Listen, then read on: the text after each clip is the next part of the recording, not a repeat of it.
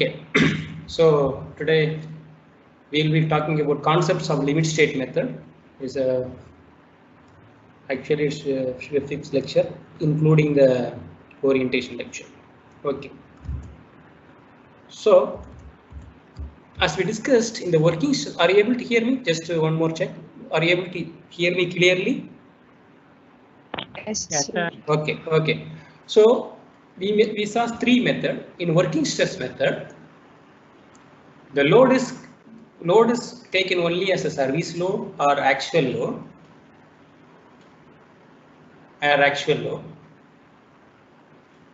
But the material strength is reduced to various degree. Okay, here the permissible stresses are kept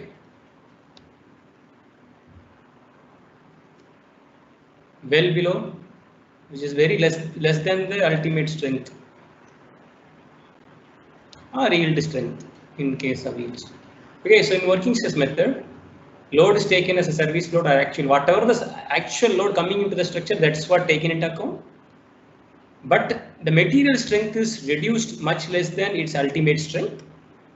And regarding factor of safety for different types of load, for example, live load, dead load, wind load, earthquake load, factor of safety is not there in a working stress method at all. All the different loads are taken into factor of safety as unity. Okay, but in ultimate, and here the problem is that we don't know the behavior of at ultimate load.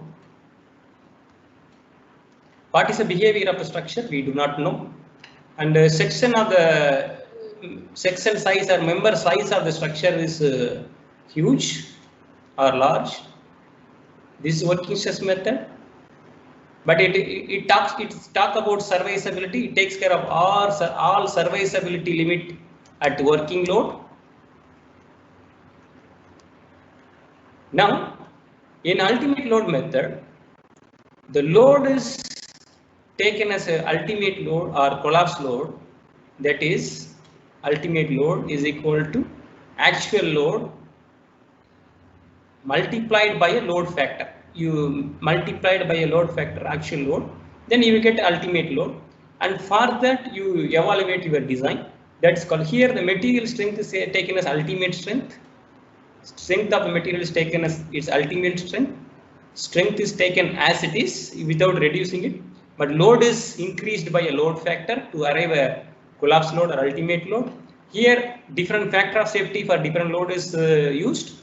Here what is the serviceability at actual load? What is the response of the structure to actual load is not known, and section size is too small. Because the section size is small, you have a excessive deflection coming into the picture.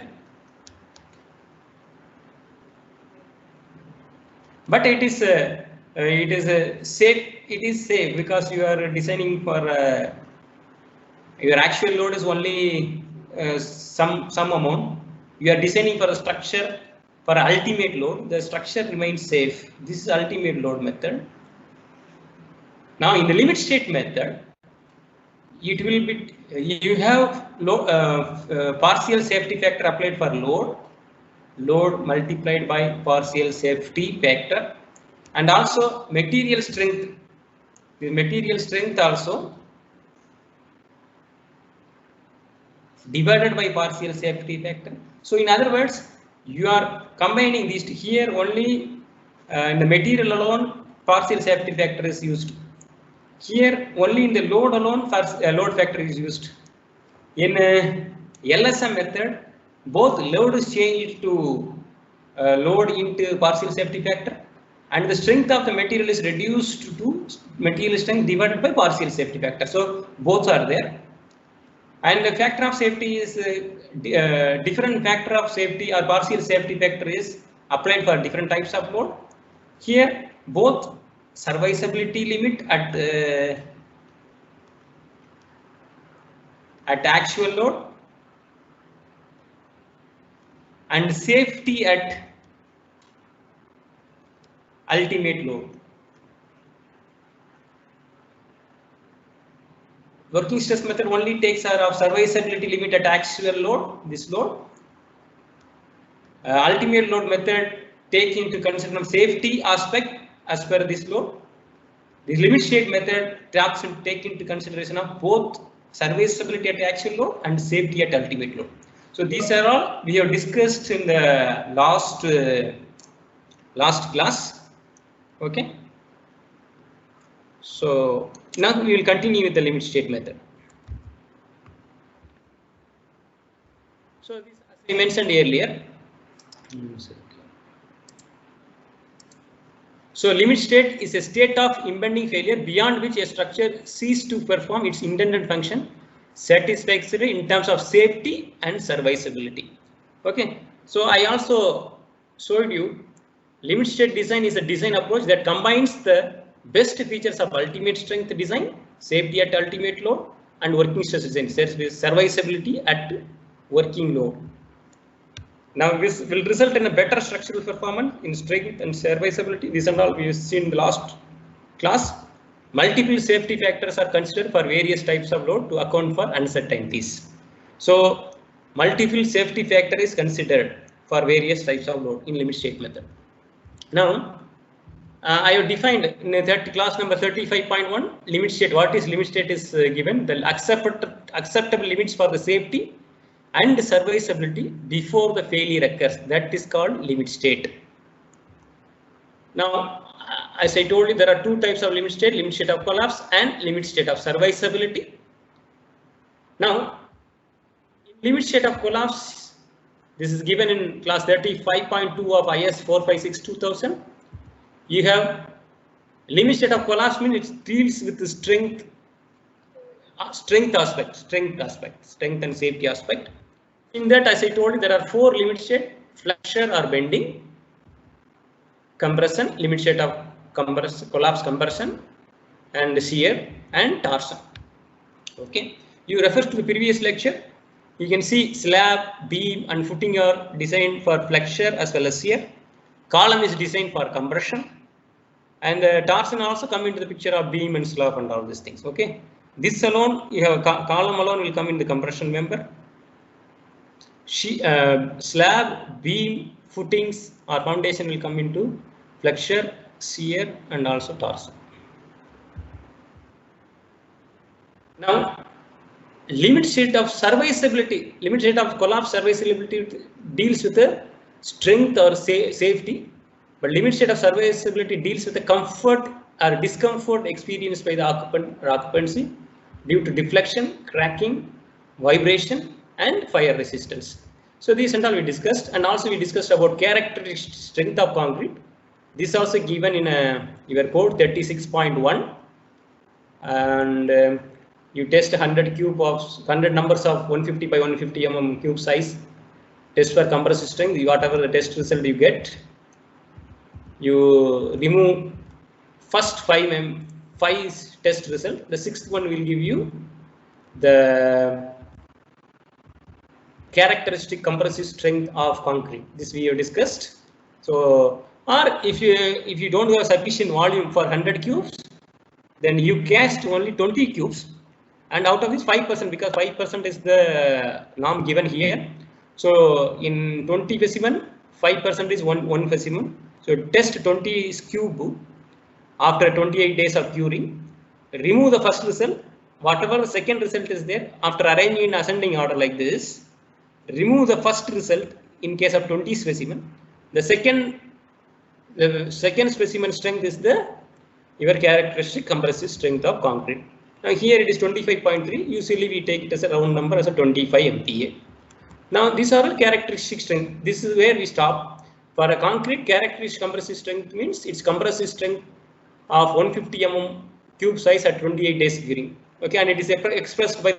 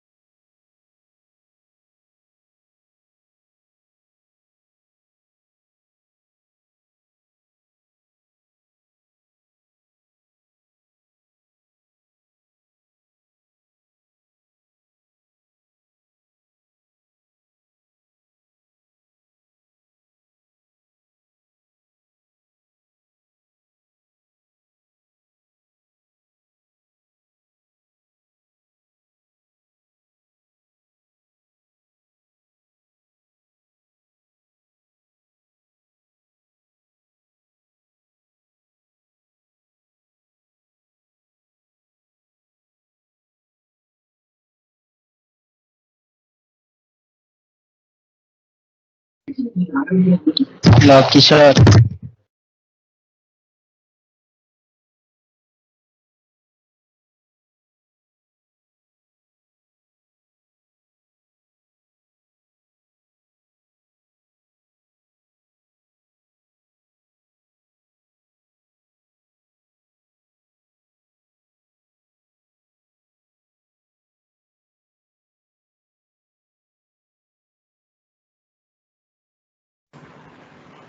Hello, are you here? Yes, sir. Okay, sorry, there was a problem with the net connection. So, okay, fine. I will again share now.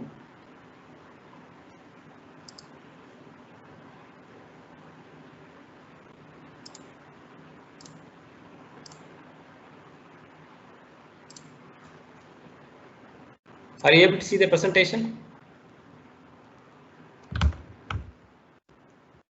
Yes, sir. Okay. Okay, all of you mute yourself now. Okay, so grade of concrete we discussed. So there are total 19 numbers of different types of concrete, 3 here, 8 here, 8 here. So that are the different types of concrete. Now, what is characteristic load? So if you refer, it is referred in class number 36.2 of IS 456. If you have IS 456, I want you to open IS 456 not in the mobile phone, but in the mobile phone or laptop, but in your hard copy, because here onward we are going to refer mostly IS code. So if you have it ready, it is fine. Otherwise, you will be later on, you will have a problem. So here, if you see, are you able to see here the characteristic PDF file?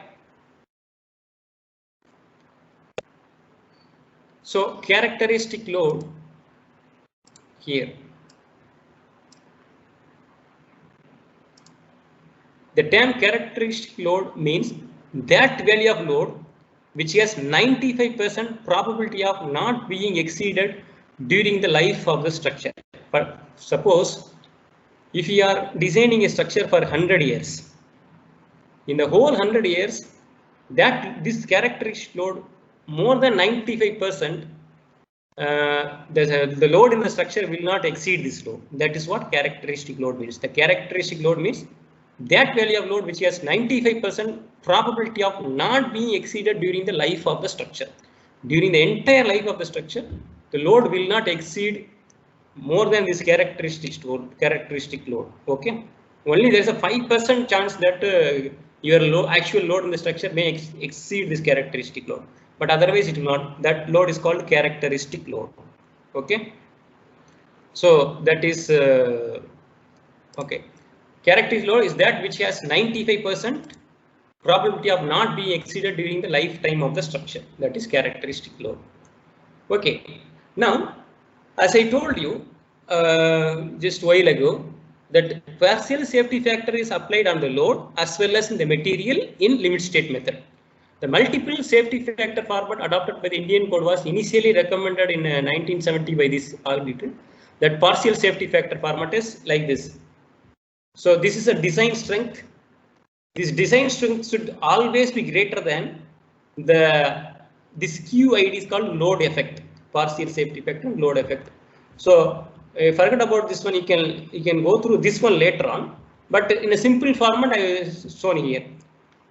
Your design resistance of substructure should always be greater than the design load effect. Okay, the design resistance of the structure or a member, structural member, should always be greater than the effect caused by the load. It could be stress, it could be strain, whatever.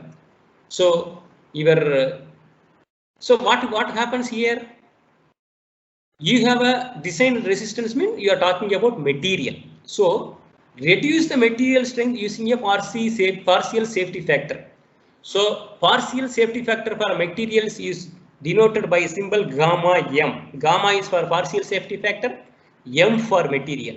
So for a concrete it is gamma, we will write gamma M only. So we are in a reinforced cement concrete, we are going to use only concrete and steel. So you will have a value for concrete and steel. Similarly, you enhance the load by using partial safety factor. So you may have a dead load, you may have a live load, you may have wind load or earthquake load.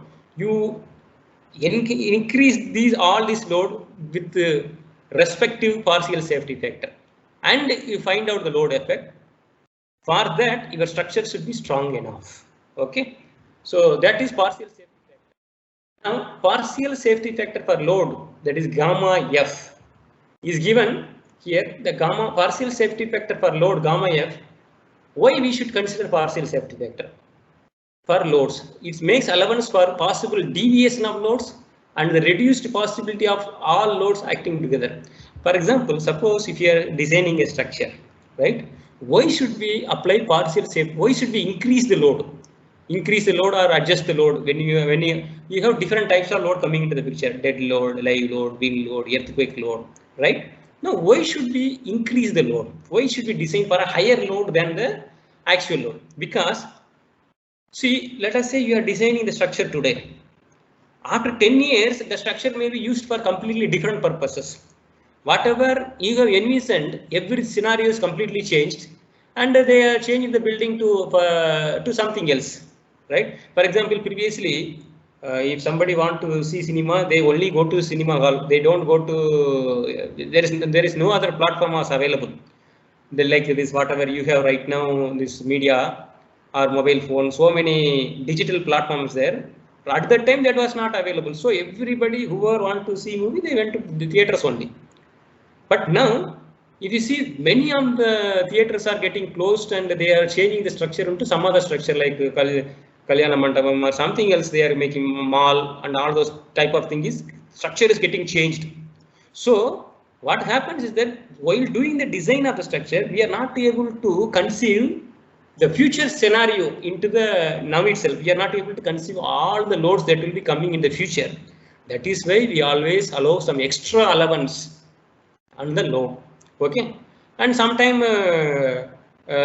for example, a school building is changed to college building. Obviously there will be much more change, because in the school and all, in a class only 30 students are there, 30, 32, but in a college setting, in a class there are 60 or more. So obviously live load is getting increased. So due to unforeseen loads or due to change in the structure or the functionality of the structure, we have to add this partial safety factor. So partial safety for material is gamma M. Material partial safety factor gamma M for concrete and reinforced spring steel is taken as 1.5 and 1.15. For concrete it is 1.5, for steel it is 1.15 respectively. Now the partial safety factor of steel 1.15 as applied to steel reinforcement. Why we are increasing by 15%? That is for this reason.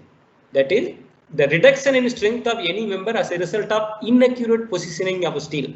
Suppose you have to place a steel at a particular place, because after all only laborer is going to handle all the steel and all. He may not position accurately like a robot.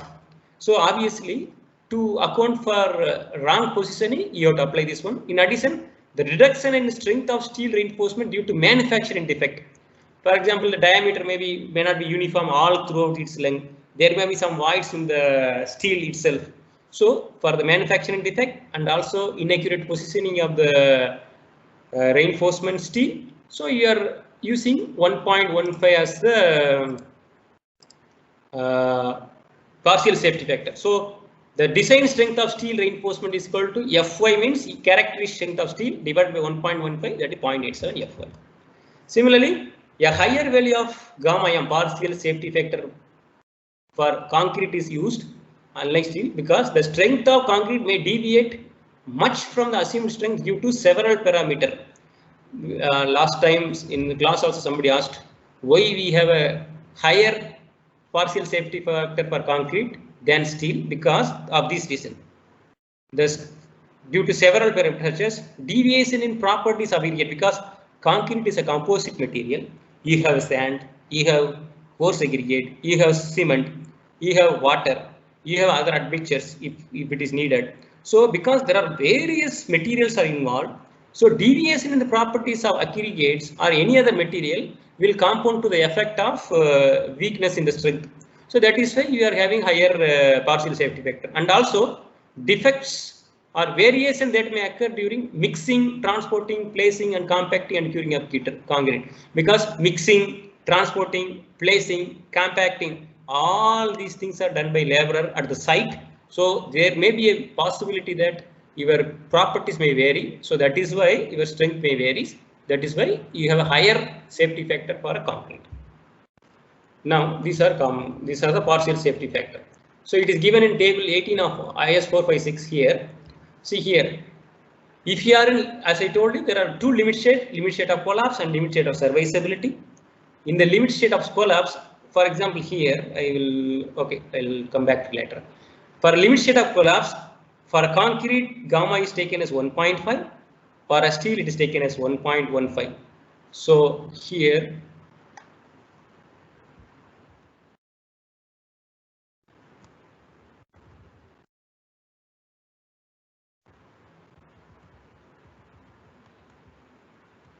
see partial safety factor. Here, partial safety factor gamma for material strength. Gamma M should be taken as 1.15 for concrete and 1.15 for steel. Is that clear? Everybody, is it clear? Okay. This is a partial safety factor for concrete and steel. Now, for a load, this is for partial safety factor for material. Similarly, for serviceability, both are one only. Both are one because, as I told you, serviceability is conducted based on actual service load. So it is why gamma is equal to 1 for concrete also, steel also. But for load, in table 18 it is given. If you come down here, in the table 18 of IS 456, suppose always it is not, your structure is going to experience dead load, and also IL means imposed load. Imposed load and live load are both one and the same. So dead load plus imposed load, right? If you have, then dead load for limit state of collapse, dead load should be multiplied by 1.5. Imposed load should be multiplied by 1.5. Wind load should be multiplied by 1. Is that clear? If you have a dead load plus imposed load, you will take 1.5 factor for dead load also, live load also. For wind load, it is only 1. But if you are using dead load plus wind load, in this there is no live load. Okay, in this one there is no live load. Second one. In that case, you will take 1.5 or 0.9, and here there is no live load, and wind load is 1.5. So 1.5, 1.5 here, or 0.9 here. There is this value is not to be considered when stability against overturning or stress reversal is critical. So suppose 1.5 you will use sometime, 0.9 when you will use, this option is given. This value is to be considered when stability against overturning or stress reversal is critical. That is this one. Suppose if you have dead load, live load and wind load, then all values are taken as 1.2, 1.2, 1.2. All these dead load is taken into 1.2, live load is also 1.2, wind load also 1.2. This is for limit state of collapse. Similarly, limit state of serviceability is given here.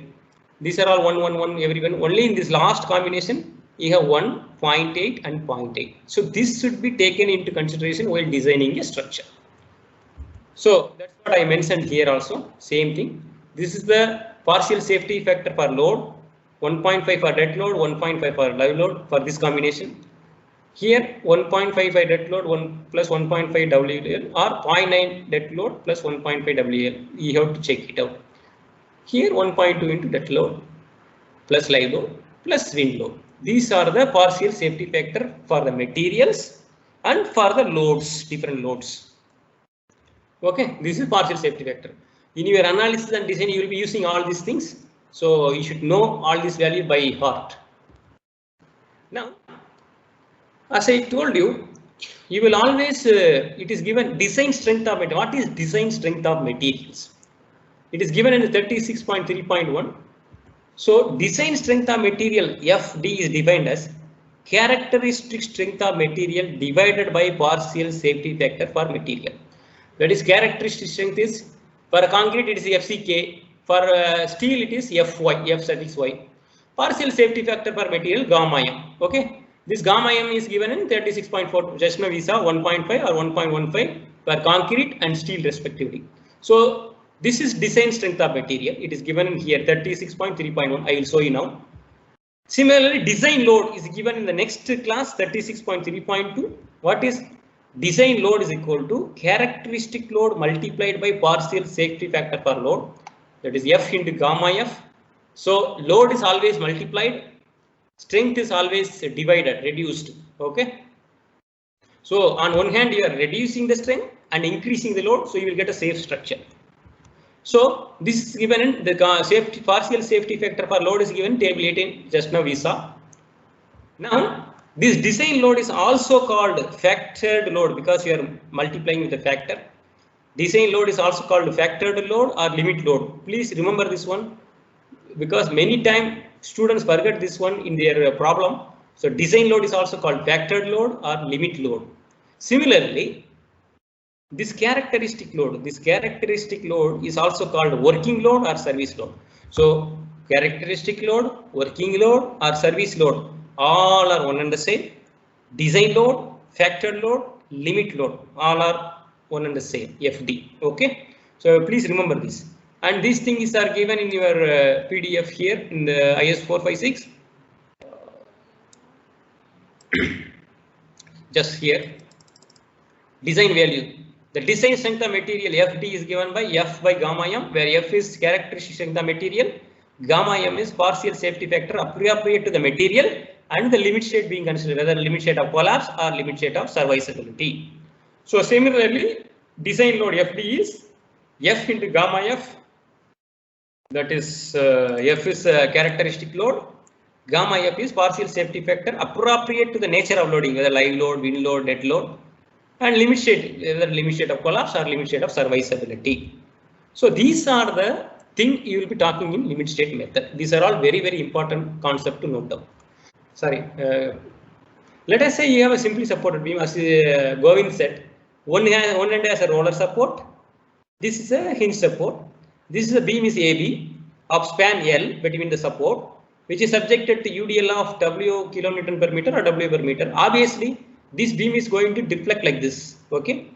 Now, in a simply supported beam, if you take this middle portion, if you zoom it, you are going to have this kind of thing, where in the top you will have a compression side, at the bottom you have a tension side.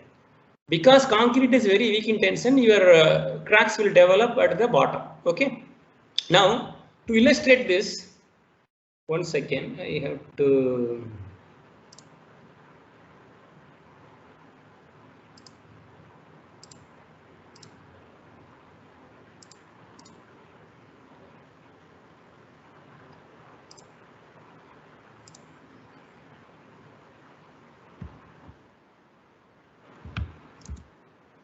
So concrete is very weak in tension. Tensile strength is nearly 1/10 of its compressive strength, which you already know. Now you see on video why concrete need reinforcement.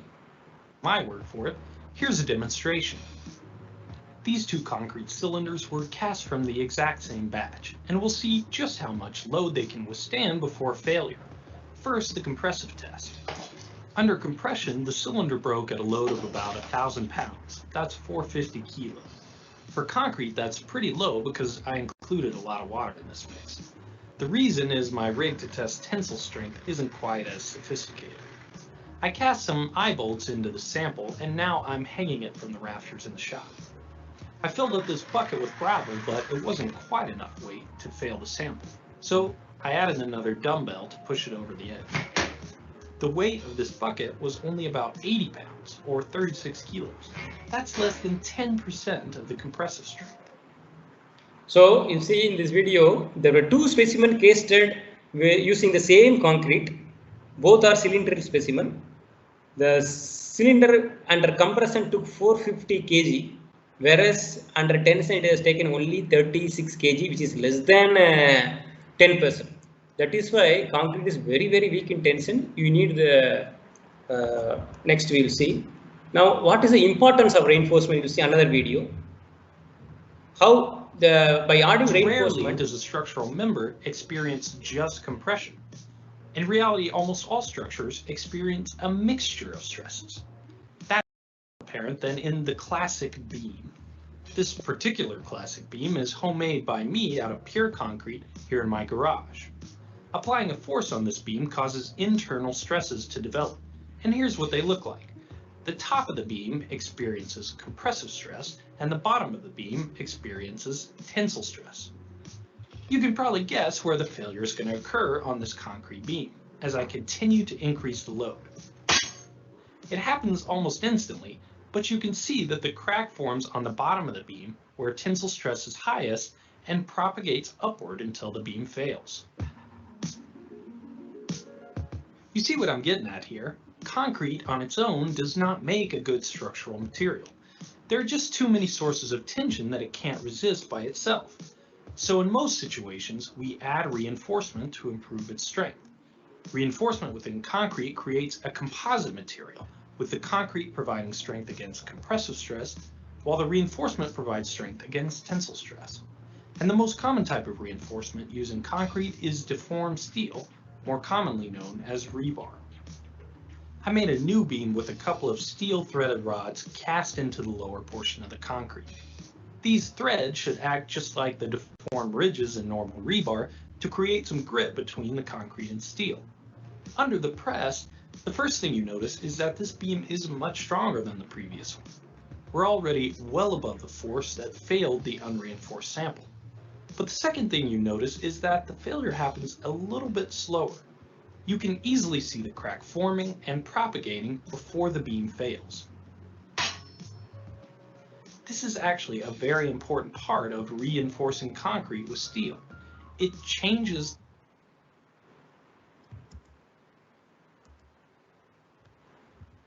Sorry, in that video, one thing I wanted to mention was one second.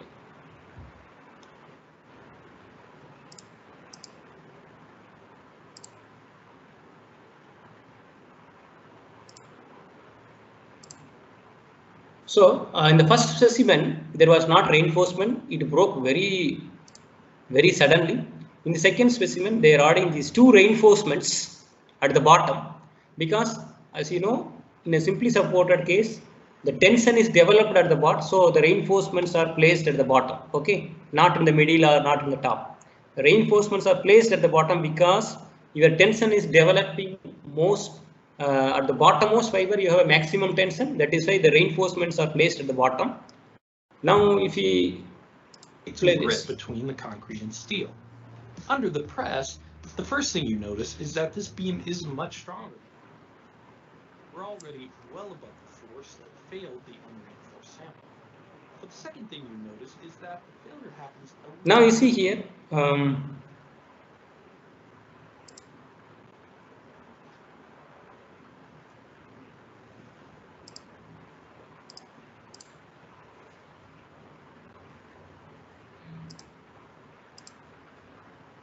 You see here already crack has developed.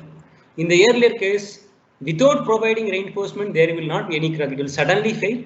But providing the reinforcement, you can see this is the minor crack here. There is a minor crack here. If I go a little further, you will see more nicely. See, this crack is extending. This crack is extending. So you have some warning before the failure occurs. So now you will see when both are when these two are simultaneously loaded. This and this test are done simultaneously. This will fail very fast and it will fail in a brittle nature. And this will first, before failure, it will leave a crack. Then it fail. Okay, now you will see that. Both are loaded now. This already failed. This is now, crack is getting developed. Now it is getting failure. That is why reinforcement is very, very important in concrete structure. Okay. So now actually how will you cast this simply supported beam? Let us say this is the brickwork, this is another brickwork. You want to build a beam like this. Okay, you want to put a beam on top of this simply supported beam. Obviously, because of the load, you have I have marked this is a compression zone because this is simply supported beam. When you apply the load, this is a compression zone. This is a tensile zone. And tensile, this is the neutral layer. This middle one is a neutral layer, and tensile stress will keep on increasing from bottom to top. Okay, so in the tensile zone only you will have a reinforcement. So now you will have a formwork here. You will put a formwork, and these are all tensile reinforcement. These are the steel. They will arrange the steel in this place like this, and then obviously after putting the formwork, if you place the reinforcement like this and pour concrete, it will move here and there. Actually, it should not move. So for that, you have these are all main tensile bars. Then this is called hanger bars or anchor bars. Why it is needed, I will tell you in the later classes. But for now, you remember that these top two words are called hanger bars or anchor bars in a singly reinforced section. Now these are called stirrups. This rectangular one, which is binding all these reinforcements, called stirrups. These are all stirrups. These are all stirrups. Now this is called reinforcement gauge. Reinforcement gauge. Now once this is done, you put this inside the formwork and pour the concrete. So this is called this is the bottom rods. These are the top rods. This is called the stirrups. These are all stirrups, and these stirrups are placed at a particular interval. Okay, these we will discuss later on, but you should know what are this reinforcement gauge. This is called reinforcement gauge. Now after putting the reinforcement gauge, putting the concrete, after squaring period, it will look like this. This is your concrete beam. Now suppose you take a cross section of this beam, cut the beam to see the cross section. If you cut the beam and see from this here, if you see from this side the cross section of the beam, this is the another schematic view. This is your here 4 rods are there, here top also 4 rods are there, but it depends upon when you have to go for more than 2 number of rods here. But forget about all these things. This is the schematic of the concrete one single beam, which has a 4 tensile steel and 4 in the top steel. This is called stirrups. This is called stirrups. Now if you see this beam like this, that means you are seeing cross section. Cross section looks like this. This is your beam. This is the width and depth. These bottom 4 rods are visible here, 4 rods, and top 4 rods are visible here, this 4. And this stirrups is looking like a rectangular link. This is stirrup. This is the cross section of the beam. Similarly, if you look at this beam through this way in the front view or longitudinal view, you will have these are the bottom 4 rods. If you see this here, because all are arranged in the same alignment, when you look at this one, you will see only one line only you will see, that is this rod. It will be there for throughout the length. This you are seeing this view. Okay, so you are seeing this view. So this length, this rod will have from beginning to end. That is what this rod. And all these stirrups, vertical members, these are the vertical stirrups. These are all the small. These are all vertical stirrups. And the top layer reinforcement is this one. This is the top layer. This is called longitudinal section.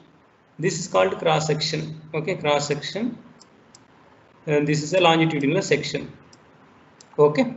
So now, why I am saying all these things? For example, if you say this is your this is the width of the beam, cross section width of the beam.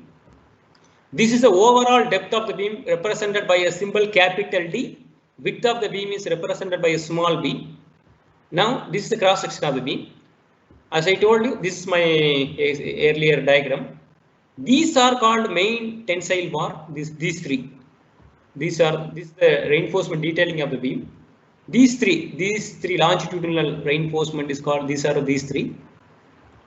And these stirrups, this rectangular stirrups, which is holding, because this rod, and all this rod will be tied along with this stirrups like this.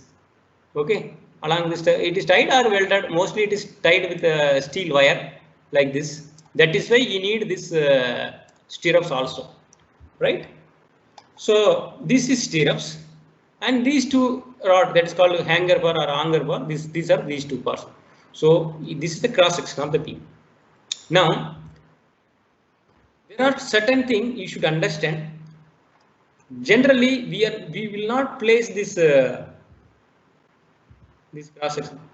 This is the reinforcement. Reinforcement is not placed at the. Let us say this is your beam. Generally, rods are not placed at the bottom like this. It is always placed some distance away from the bottom. Reinforcement are at the bottom. Obviously, this reinforcement will be exposed to atmosphere. Then it will get corroded. Once it get corroded, this it will get fail very fast. So in order to protect the steel from corrosion and other atmospheric effect, moisture effect, the steel, the reinforced main steel and as well as all these steels are placed somewhat inside. That is called clear cover and effective cover. Now, what is this clear cover and effective cover and all? We will see now. 1 second. Yes.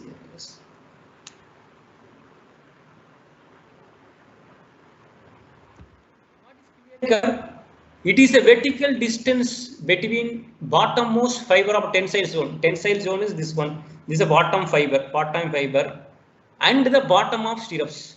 This is the bottom of, this is called stirrups, and bottom of stirrups here. So this is the clear cover. The distance between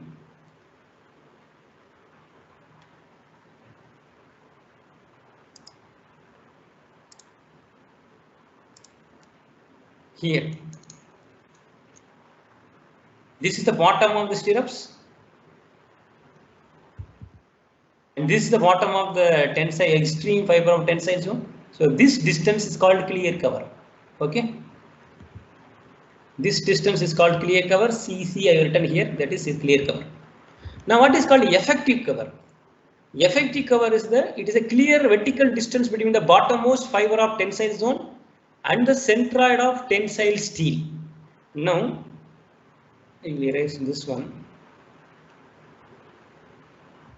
This is effective cover here.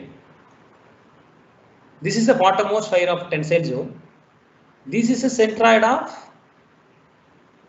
tensile steel. This is the centroid. So the distance between this centroid and the bottom is called effective cover. And also effective depth, overall depth. Effective depth means it is a vertical distance between the extreme compression fiber to the centroid of the tensile steel. So if you see here,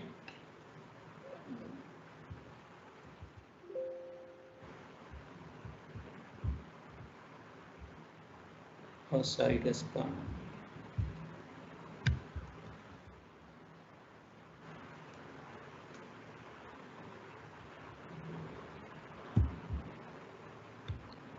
So clear cover, effective cover is we discussed. Now effective depth and overall depth. Effective depth is the distance between the extreme compression fiber. This is extreme compression fiber. This is extreme compression fiber. This one till the centroid of the steel. This is so this D, that is called effective depth. Overall depth is of course it is the distance between the topmost compression fiber to the bottommost tensile fiber, extreme fiber of compression tension, that is called overall depth. Okay.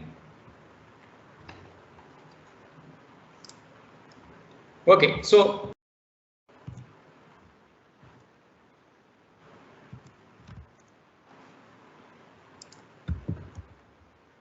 now effective depth, suppose if you have only one row of steel, the centroid is this distance is effective depth from compression fiber to the center of the tensile steel, that is effective depth. But if you have sometime, because if your load is very heavy and span is more, you will have a number of layers. Like here, 2 layers of reinforcement. This is one layer of reinforcement. This is another layer of reinforcement.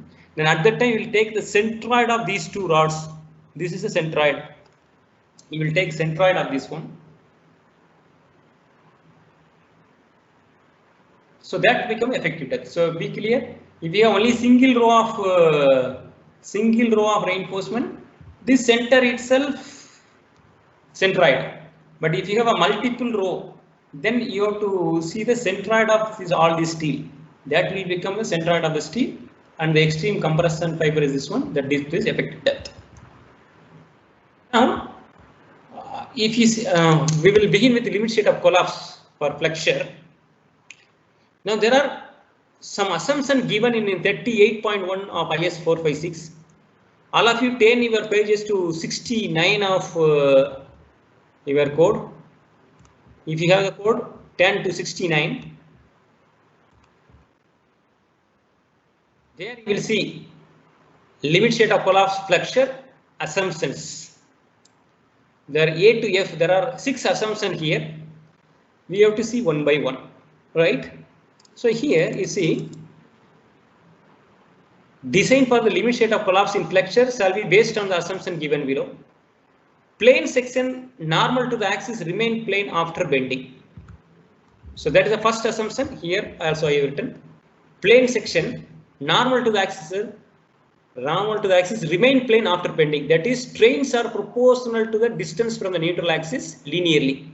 So I put this in the form of figure here. For example, this is the beam. This is the neutral axis. This is subjected to a bending moment, constant bending moment at both ends. Let us take, I am taking a very small element in the center, and that element is zoomed here. This is this. So this corner is A, this is B, this is C, this is D. Now when you apply a bending moment, constant bending moment, it is under simple bending. Obviously this is going to bend like this. Now bending part is this one. So here A has become A dash, C has become C dash. That means AC length is reduced to AC dash. That is a compression, because reduction in length happen only because of compression. Similarly, originally this was B. Originally this was B. This is D. It has come to B dash and D dash. So it is elongated. So there is a tensile force here at the bottom. Tensile stresses developed at the bottom in each fiber.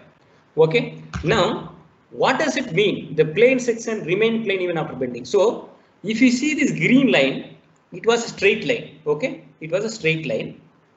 And even after bending, this A dash and B dash also remain a straight line. It will not become anything other than straight line. For example, let us say this is your beam with this is the width of the beam, and this is the overall depth of the beam. As I mentioned earlier, these are the hanger bars, these are stirrups, these are the main tensile steel. Okay. Now what happens is that right, for now forget about this one, we will come back to this later. Now what they are saying is that this is the neutral axis, okay, because all the fiber above neutral axis in compression, all the fiber below the neutral axis in tension. Okay. So the first assumption says the strain across this beam will always be linear. It will be linear like this. From neutral axis, it will be in a linear variation. At the extreme compression fiber, you have a maximum value. Similarly, at the extreme tensile fiber, here you will have a maximum strain. So this variation is only straight line. That is called plane section remain plane even after bending. For example, this is straight line and this is also straight line, and that is similar to this one. That is called first assumption. Okay. Now you go to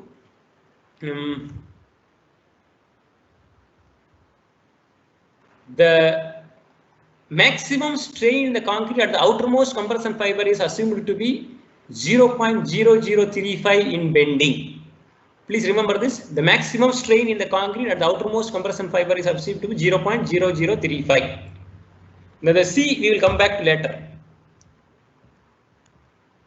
So here,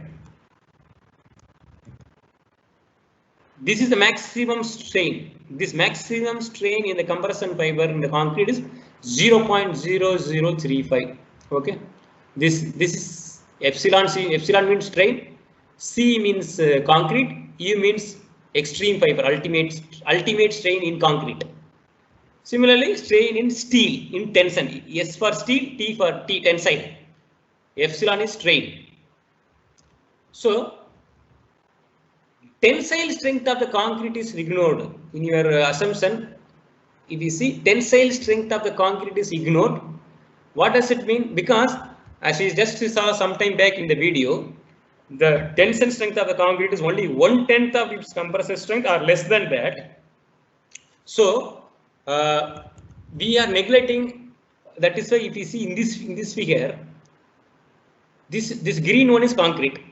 Actually, your beam is like this with the concrete in green color. These are the reinforcement, main reinforcement. This is stirrups. This yellow one is a hanger bar. But what we will do is, while representing, we will represent only the, some book will represent the whole thing, but neglecting the concrete with tension. So here below the neutral axis, these are all tensile zone. All these tensile zone will not have any concrete. So all the tensile stresses are taken only by this tensile steel. All the tensile forces or stresses developed in the concrete beam is resisted by this tensile steel only. I will just wind up in 1 or 2 minutes. Just the assumption alone I will wind up. Okay, so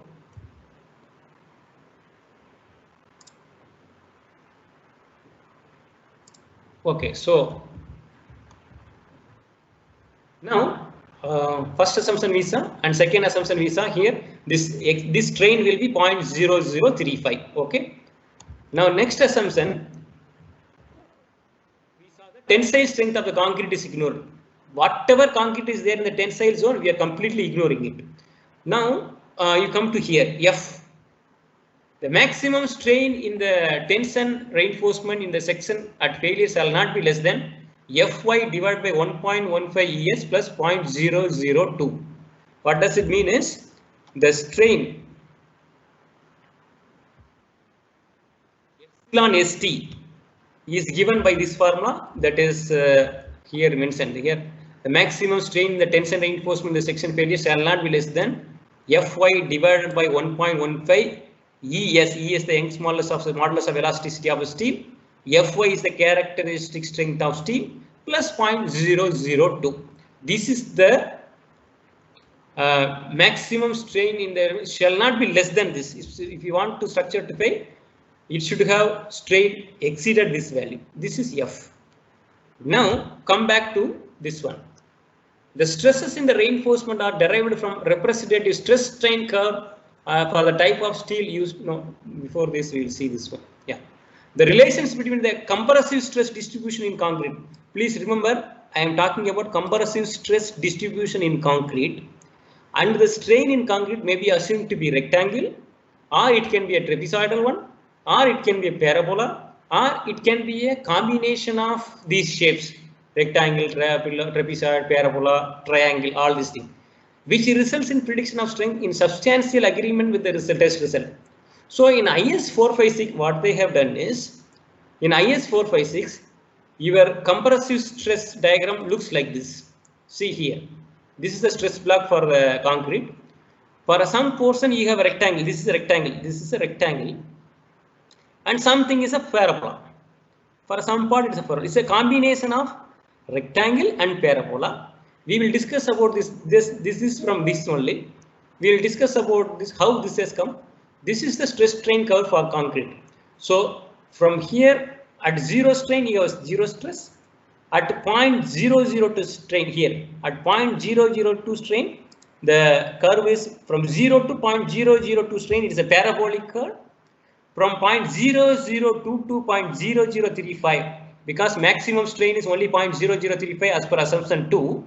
From 0.002 to 0.0035, you have a straight line. So this is the stress strain curve for the concrete. Okay, there are 3 curves. We will explain in the next class what are these 3 curves. Similarly, that's the assumption 3. So first we covered, second we covered, third we covered. Now fourth one here. Fourth one also we covered. The tensile strength of the concrete is ignored, that we have covered. The sixth one is also we covered. The tensile reinforcement, the strain should not be less than this one. Now fifth one, the stress in the reinforcement are derived from the representative stress strain curve for the type of steel used.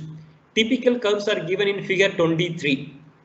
For the design purpose, partial safety factor 1.15 shall be applied. So here in this one, this is figure 21 for a concrete. 22 is the stress block. If we go to next page, page number 70, here is the stress strain curve for steel is given. For Fe415 and Fe500 steel, this is for Fe4 old work deformed bars. This is for you can say for Fe415 or Fe500. Now 23B will give for a mild steel. This is for mild steel or Fe250 steel. There is only two linear. This is one linear curve, another linear curve. That's all. So these are the stress strain curve we are going to use for a steel. as according to the grade of steel, and this is the stress strain curve we are going to use for concrete.